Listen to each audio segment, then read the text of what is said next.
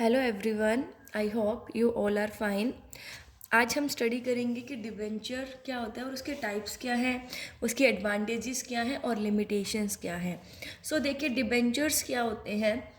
Debenture हमारी security का part है। जैसे हमने इक्विटी शेयर्स इशू किए, प्रीफरेंस शेयर इशू किए, वैसे ही डिबेंचर्स इशू किए जाते हैं। ठीक है, डिबेंचर भी सिक्योरिटी का पार्ट है, लेकिन जो डिबेंचर्स है वो एक फिक्स्ड ऑब्लिगेशन के साथ आते हैं। मतलब कंपनी को यहाँ पर जब वो डिबेंचर इशू करती है तो उसके ऊपर एक फिक्स्ड ऑब्लिगेशन जो है वो बन जाती है। मतलब अगर कंपनी को प्रॉफिट हो या ना हो, लेकिन उन्हें जो डिबेंचर्स के ऊपर इंटरेस्ट है वो देना ही होता है। देखिए, जो डिबेंचर्स है वो कंपनी के लिए लोन है, ठीक है, जो कि डिबेंचर होल्डर्स प्रोवाइड करते हैं, जिसके ऊपर उन्हें एक फिक्स रेट ऑफ इंटरेस्ट मिलता है। ने बताया कि जो डिबेंचर्स है, ठीक है, वो कंपनी के लिए क्या है, लोन है। अगर देखिए, कंपनी जो है बैंक में जाती है और 5 लाख का लोन लेके आती है, तो 5 लाख का लोन ले लेते हैं, लेकिन कंपनी चाहती है कि मैं कई लोगों से लोन लूँ, ठीक है, एक से नहीं, मैं कई लोगों से लोन लूँ। तो उसके लिए वो क्या करती है कि डिबेंचर्स इशू कर देती है। अपनी जो ठीक है पैसे ना, उसको छोटे छोटे पार्ट्स में डिवाइड कर देती है वो अपनी कैपिटल को। जैसे कि हमने शेयर्स इशू किए थे, वैसे ही सेम डिबेंचर्स इशू किए जाते हैं। लेकिन जो डिबेंचर्स हैं वो बोरोड कैपिटल का पार्ट है। ठीक है, हमने पढ़ा था एक ऑनर फंड कैपिटल और एक बोरोड, तो ये बोरोड कैपिटल का पार्ट है। क्योंकि जो डिबेंचर्स होते हैं, डिबेंचर होल्डर्स होते हैं, जिनके पास डिबेंचर होते हैं, वो क्या होते हैं, कंपनी के लिए क्रेडिटर्स बन जाते हैं। ठीक है, सो जो डिबेंचर है वो कंपनी की एक सील के अंडर इशू किए जाते हैं। मतलब डिबेंचर्स जो हैं वो डॉक्यूमेंट होता है जिसके अंदर ये लिखा हुआ होता है कि हाँ भाई, इतना जो लोन है वो आपने कंपनी को दिया है। मतलब इतने आपने डिबेंचर्स जो हैं वो खरीदे हैं, उस पर आपका नेम मेंशन होता है। जितनी भी टर्म्स एंड कंडीशंस हैं उस डॉक्यूमेंट के ऊपर सारी की सारी दी हुई होती है। जैसे देखिए, आप शेयर्स खरीदते हो तो आपको शेयर सर्टिफिकेट मिलता है, वैसे ही जब डिबेंचर आप लोग खरीदते हो तो आपको एक डॉक्यूमेंट मिलता है जिसके ऊपर कंपनी की सील, मतलब कंपनी के सिग्नेचर होते हैं, और उसके अंदर जो है सारी टर्म्स एंड कंडीशंस मेंशन होती है कि आपका नेम क्या है, रेट ऑफ इंटरेस्ट क्या है, लोन का पीरियड क्या है और कौन से एसेट्स आपने प्लेस किए हैं। सो ये होता है हमारा डिबेंचर। अब देखिए, डिबेंचर्स के ऊपर हमेशा एक फिक्स रेट ऑफ इंटरेस्ट मिलता है डिबेंचर होल्डर्स को, जिनके पास डिबेंचर्स होते हैं, चाहे कंपनी को प्रॉफिट हो या ना हो, उन्हें जो फिक्स रेट ऑफ इंटरेस्ट मिलेगा ही मिलेगा। और डिबेंचर्स जो हैं वो कंपनी के लिए क्रेडिटर्स होते हैं। कंपनी के ऊपर एक बर्डन बना रहता है हमेशा कि हाँ, उन्हें ये फिक्स पेमेंट देनी ही है। सो अभी हम करेंगे नेक्स्ट टाइप्स ऑफ डिबेंचर, कि डिबेंचर जो है वो कितने टाइप्स के होते हैं। सो देखिए, सबसे पहला है बियरर डिबेंचर्स। देखिए, वो डिबेंचर्स होते हैं जिनको ट्रांसफ़र किया जा सकता है। ठीक है, मतलब ट्रांसफ़र किसके थ्रू किया जा सकता है, डिलीवरी के थ्रू ट्रांसफ़र करते हैं। और लेकिन कंपनी के पास इन डिबेंचर होल्डर्स का कोई भी रिकॉर्ड नहीं होता। ठीक है, कोई भी रिकॉर्ड रखने की उन्हें ज़रूरत नहीं होती। कोई भी कंपनी है वो डिबेंचर होल्डर्स का कोई रिकॉर्ड नहीं रखती है। और इन डिबेंचर्स के ऊपर जो इंटरेस्ट दिया जाता है वो जो उनके साथ कूपन्स अटैच होते हैं ना, मतलब उनके थ्रू दिया जाता है, जो भी इंटरेस्ट दिया जाता है डिबेंचर्स पे। नेक्स्ट है हमारा रजिस्टर्ड डिबेंचर्स। अब रजिस्टर्ड डिबेंचर्स वो डिबेंचर्स होते हैं जिनको हम ट्रांसफ़र कर सकते हैं, लेकिन ट्रांसफ़र करने से पहले हमें कंपनी को क्या करना, जो कंपनी का ऑफिस है उसमें इंफॉर्मेशन प्रोवाइड करनी होती है पहले। मतलब ट्रांसफ़र करने से पहले हमें कंपनी को इंफॉर्मेशन देनी होती है। और इसके अंदर क्या होता है कि जो डिबेंचर होल्डर्स का नेम है वो डिबेंचर रजिस्टर के अंदर मेंशन होता है। ठीक है, जो नेम है वो कहाँ पर एंटर्ड होता है, डिबेंचर रजिस्टर के अंदर मेंशन होता है। और इंटरेस्ट की जो पेमेंट है या फिर जो रीपेमेंट है प्रिंसिपल अमाउंट का, वो उन्हीं डिबेंचर होल्डर्स को मिलता है जिनका नेम इस डिबेंचर रजिस्टर के अंदर मेंशन होता है। मतलब जो रजिस्टर्ड डिबेंचर्स होते हैं जिनका नेम जो है वो डिबेंचर रजिस्टर में मेंशन होता है, वो रजिस्टर्ड डिबेंचर्स होते हैं। और अगर इनको ट्रांसफ़र करना है तो इसके लिए पहले कंपनी को ऑफिस में इंफॉर्मेशन देनी होती है।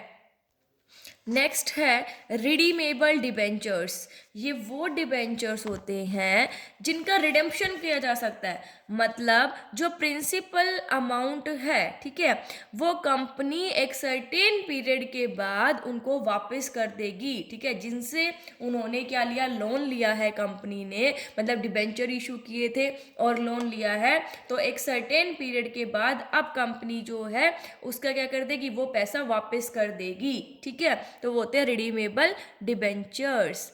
फिर है बेटा इरिडीमेबल। इरिडीमेबल का मतलब है कि जब तक कंपनी चल रही है अपने लाइफ टाइम के अंदर जो कंपनी है वो उसकी जो प्रिंसिपल अमाउंट है उसको रिफंड नहीं करेगी, रीपे नहीं करेगी, वो होते हैं इरिडीमेबल डिबेंचर्स। इनकी पेमेंट तभी पॉसिबल है जब कंपनी वाउंड अप होगी, तो ये होते हैं इरिडीमेबल डिबेंचर्स। नेक्स्ट है कन्वर्टिबल। देखिए नाम से ही पता चल रहा है कन्वर्टिबल, मतलब जिनको आप कन्वर्ट कर सकते हो, मतलब एक गिवन पीरियड के अंदर कन्वर्टिबल डिबेंचर्स वो डिबेंचर्स होते हैं जिनको आप एक गिवन पीरियड के अंदर शेयर्स में कन्वर्ट कर सकते हो, ठीक है, और मतलब जिन डिबेंचर्स को शेयर में कन्वर्ट किया जा सकता है वो कन्वर्टिबल डिबेंचर्स होते हैं। फिर है सिक्योर डिबेंचर्स। सिक्योर डिबेंचर्स देखिए क्या होते हैं, these are those debentures which are issued by the company on the security of its assets. ये वो डिबेंचर्स होते हैं जो कंपनी इशू करती है लेकिन अपने एसेट्स की सिक्योरिटी के बेसिस पर इन्हें इशू करती है, इन्हें सिक्योर डिबेंचर्स कहा जाता है। अब देखिए कंपनी अपने सिक्योरिटी के बेसिस पर इन्हें इशू करती है, अपने एसेट्स की सिक्योरिटी के ऊपर। अब मान लीजिए कंपनी जो है वो डिबेंचर्स की अमाउंट को रीपे करने में फेल हो जाती है, तो जिनके पास वो डिबेंचर्स हैं उनको राइट है कि वो अपना अमाउंट रिकवर कर सकते हैं। वो जो एसेट्स गिरवी रखे थे ना, मॉर्टगेज सिक्योरिटी रखी थी कंपनी ने, उनको डिस्पोज ऑफ करके उनको बेचकर वो अपने अमाउंट को रिकवर कर सकती है। सो यहाँ पर क्या होगा, सिक्योर्ड हो गए ना, ठीक है, कि अगर कंपनी फेल भी हो गई तो भी हमारे पास उनके एसेट्स हैं, हम उनको एसेट्स को डिस्पोज ऑफ करके अपनी पेमेंट रिकवर कर लेंगे। फिर है अनसिक्योर्ड डिबेंचर्स। अनसिक्योर्ड डिबेंचर्स कौन से होते हैं, जहां पर कंपनी का कोई भी एसेट्स मॉर्टगेज नहीं किया जाता, मतलब देखिए these are those debentures against which no assets of the company are mortgage. ये वो डिबेंचर्स होते हैं जहां पर कंपनी की कोई भी एसेट्स को मॉर्टगेज नहीं किया जाता। तो ये थे हमारे डिबेंचर के टाइप्स, कौन कौन से थे, bearer debentures, registered debentures, redeemable debentures, irredeemable debentures, convertible debentures, secured debentures और अनसिक्योर्ड डिबेंचर्स। यहाँ पे हमने 7 टाइप्स के जो डिबेंचर स्टडी किए हैं कि डिबेंचर्स जो है वो कौन कौन से टाइप के होते हैं। नेक्स्ट हमारा टॉपिक है एडवांटेजेस ऑफ डिबेंचर्स, कि डिबेंचर्स के एडवांटेजेस क्या क्या है। सो देखिए बेटा, जो डिबेंचर इशू कर रहे हैं उनके लिए भी फायदे हैं, और जो इन्वेस्ट कर रहे हैं अपना पैसा, मतलब जो खरीद रहे हैं, उनके लिए क्या क्या फायदे हैं, तो ये हम स्टडी करेंगे। सबसे पहले हम स्टडी करेंगे कि जो इन्वेस्टर जो अपना पैसा उसके अंदर इन्वेस्ट कर रहे हैं, जो डिबेंचर्स को परचेज कर रहे हैं, ठीक है भाई, उनके लिए क्या क्या फायदा है।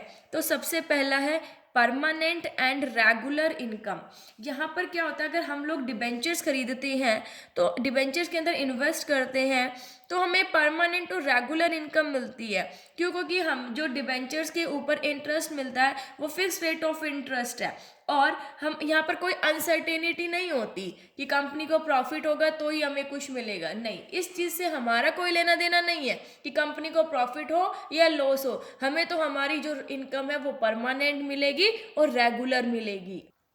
नेक्स्ट है मोर सेफ इन्वेस्टमेंट। ये जो है वो बहुत सेफ इन्वेस्टमेंट्स है, क्योंकि जो डिबेंचर्स है वो ज़्यादातर जो इशू किए जाते हैं कंपनी के एसेट्स की सिक्योरिटी के बेसिस पर, ठीक है, तो डिबेंचर होल्डर्स क्या बन जाते हैं, सिक्योर्ड क्रेडिटर्स बन जाते हैं जब कंपनी वाइंड अप होती है, मतलब कंपनी वाइंड अप हो रही है और कंपनी जो है वो अमाउंट की रीपेमेंट नहीं कर पाई है, तो जो डिबेंचर होल्डर्स के पास उनके जो एसेट्स रखे हुए हैं ना उनको डिस्पोज ऑफ करके वो क्या कर सकते हैं, अपने पैसे को रिकवर कर सकते हैं।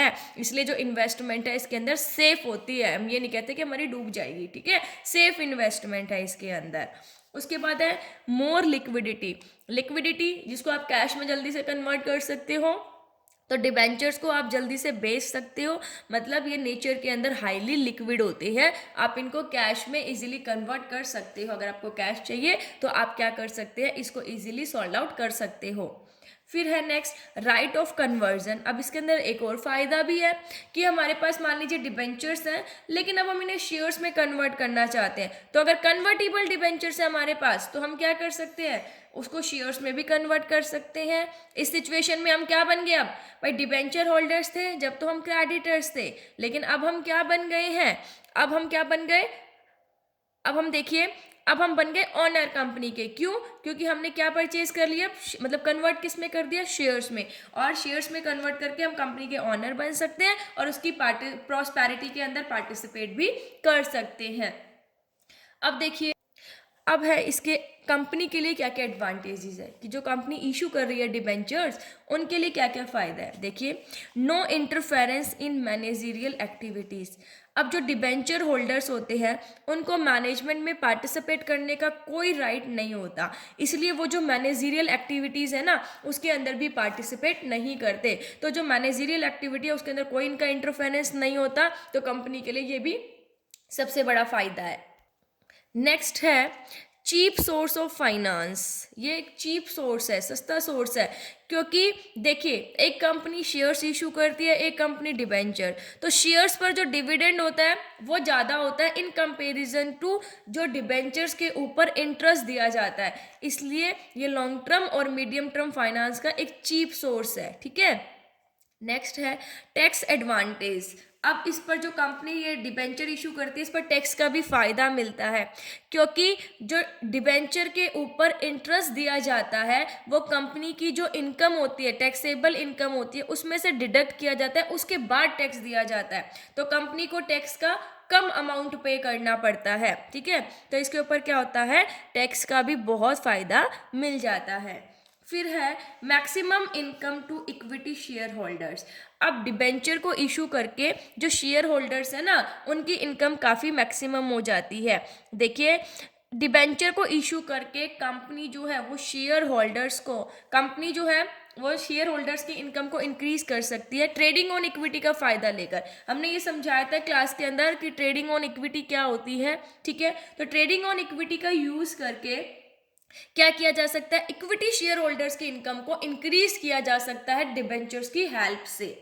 फिर है बेटा better financial source during depression. अब देखिए बेटा, ये क्या कहता है कि डिप्रेशन के टाइम पर ये अच्छा फाइनेंशियल सोर्स है, क्योंकि डिप्रेशन के टाइम पर लोग शेयर्स में इन्वेस्ट करने में डरते हैं, क्योंकि उन्हें पता है कि प्रॉफिट होगा तो ही उन्हें क्या मिलेगा, डिविडेंड मिलेगा। ठीक है, तो इस सर्कमस्टांसिस के अंदर जो डिबेंचर्स है वो बेस्ट सोर्स होता है, क्योंकि हमें पता है कंपनी को प्रॉफिट हो या लॉस हो हमें तो एक रेगुलर इनकम मिलेगी ही मिलेगी। फिर नेक्स्ट है flexibility in capital structure. Capital structure के अंदर भी फ्लैक्सिबिलिटी क्रिएट होती है। अब रिडीमेबल डिबेंचर्स इशू करके हम कंपनी का जो कैपिटल स्ट्रक्चर है उसको फ्लेक्सिबल बना सकते हैं। रिडीमेबल मतलब रिडम्पशन, अगर आपके पास अमाउंट है तो एक फिक्स पीरियड के बाद आप उसे वापस कर सकते हो, तो अपने कैपिटल स्ट्रक्चर को आप फ्लेक्सिबल बना सकते हो।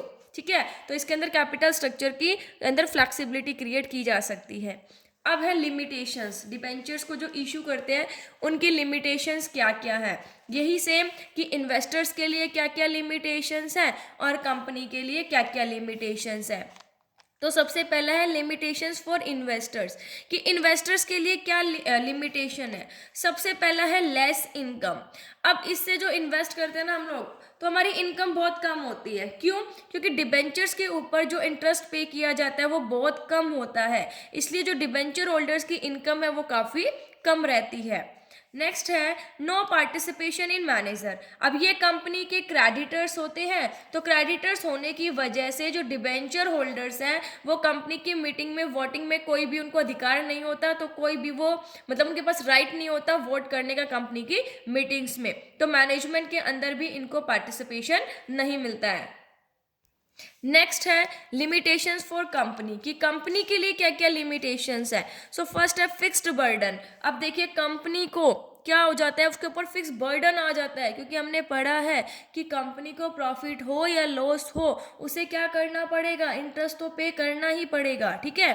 सो कंपनी को प्रॉफिट हो या ना हो उसे जो है एक फिक्स रेट पर इंटरेस्ट पे करना पड़ता है, तो कंपनी के ऊपर ये बर्डन हो जाता है ये। नेक्स्ट है लीगल एक्शन पॉसिबल। अब यहाँ पर जो है देखिए ये कंपनी की एक लिमिटेशन है, क्योंकि डिबेंचर्स के अंदर डिबेंचर होल्डर्स को राइट होता है कि वो कोई भी लीगल एक्शन ले सकते हैं अगर उनका इंटरेस्ट पे नहीं करती है कंपनी, या उनका प्रिंसिपल अमाउंट रीपे नहीं करती है, तो जो डिबेंचर होल्डर्स है वो उनके खिलाफ जो है लीगल एक्शन ले सकते हैं। सो इसके अंदर लीगल एक्शन पॉसिबल होता है, जो कि कंपनी की एक लिमिटेशन है। नेक्स्ट है loss of goodwill due to claims on assets. अब देखिए इससे गुडविल लॉस हो जाती है, क्योंकि एसेट्स को क्लेम कर लेते हैं कौन, देखिए हमने पढ़ा था सिक्योर्ड डिबेंचर्स के अंदर क्या होता है, जिसके अंदर कंपनी क्या करती है, अपने एसेट्स को मॉर्टगेज रख देती है, ठीक है। और डिबेंचर होल्डर्स क्या कर सकते हैं, अगर कंपनी जो है उसको पैसा नहीं देती है, रीपे नहीं करती है उनका अमाउंट, तो वो उनके एसेट्स को डिस्पोज ऑफ करके अपनी पेमेंट रिकवर कर सकते हैं। सो ये कहता है कि अगर कंपनी सिक्योर्ड डिबेंचर इशू करती है तो उसे अपने एसेट्स को ही मॉर्टगेज करना पड़ जाता है, जो कि कंपनी की क्रेडिट वर्दीनेस को काफी अफेक्ट करती है। सो ये जो है ये कंपनी की कंपनी के लिए लिमिटेशंस है जब वो डिबेंचर्स को इशू करती है। तो आई होप आप सबको समझ आ गया होगा। Thank you, stay safe, stay home.